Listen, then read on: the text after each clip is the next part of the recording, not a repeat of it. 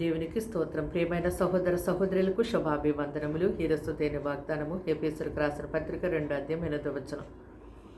మీరు విశ్వాసము ద్వారా కృపచేతనే రక్షించబడి ఉన్నారు.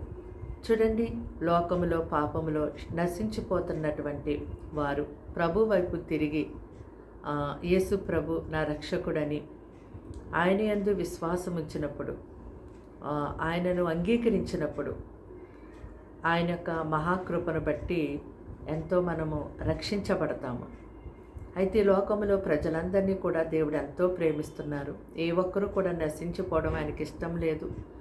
మరి ఈ లోక పాప ఉరుల నుండి, ఆ శాపగ్రస్తమైన జీవితము నుండి, నిత్య నరకాగ్ని నుంచి తప్పించడం కొరకే తన్ను తాను తగ్గించుకుని ఈ లోకంలోనికి మనుష్య రూపముగా ఆయన వచ్చి ఉన్నారు. కనుక ఇప్పటికైనా మీరు దేవుని యొక్క ప్రేమను గుర్తెరిగి యేసు ప్రభు యందు విశ్వాసం ఉంచి ఆయన కృపను పొందుకొనండి. ఆయన కృప ద్వారా మిమ్మల్ని ఎంతో గొప్పగా రక్షిస్తారు. ఆ నిత్య నరకాగ్ని నుంచి మీరు తప్పించబడి మీ కొరకు సిద్ధపరిచినటువంటి ఆ పరలోక రాజ్యంలో మీరు ప్రవేశిస్తారు. ఆ నెమ్మది కలిగిన స్థలములోకి, ఆయన నివాసం ఉండే ఆ రాజ్యములోనికి ఆయనతో పాటు యుగయుగములు జీవించాలని దేవుడు ఈ లోకములో ఎంతో గొప్పగా హింసించబడి ఆయన శిలువ మరణమొందారు. కనుక ఈ మాటలు వింటున్నటువంటి మీరు ఇంకనూ కూడా క్రీస్తు యొక్క మాటలు అంగీకరించకుండా అజ్ఞానంతో, అవివేకంతో ఈ లోక విషయాల్లో మునిగి తేలేవారుగా మీరుంటున్నారేమో. దేవుని యొక్క ప్రేమ ఎంతో అమూల్యమైనది, శాశ్వతమైనది. ఎన్నడూ కూడా నిన్ను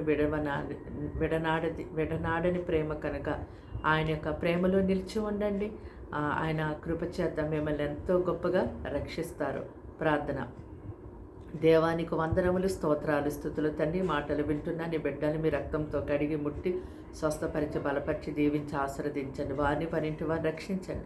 అనారోగ్యంతో ఉన్న వారిని ముట్టి స్వస్థపరచండి. రక్షణ లేని వారికి రక్షణ కలిగి చేతండి. నీ కృపచేత ప్రతి ఒక్కరిని కూడా రక్షించండి. నిత్య నరకాగ్ని నుంచి తప్పించండి. ఇదిగో ముఖ్యంగా తండ్రి, సంతానం లేని వారికి సంతానం ఇద్దండి.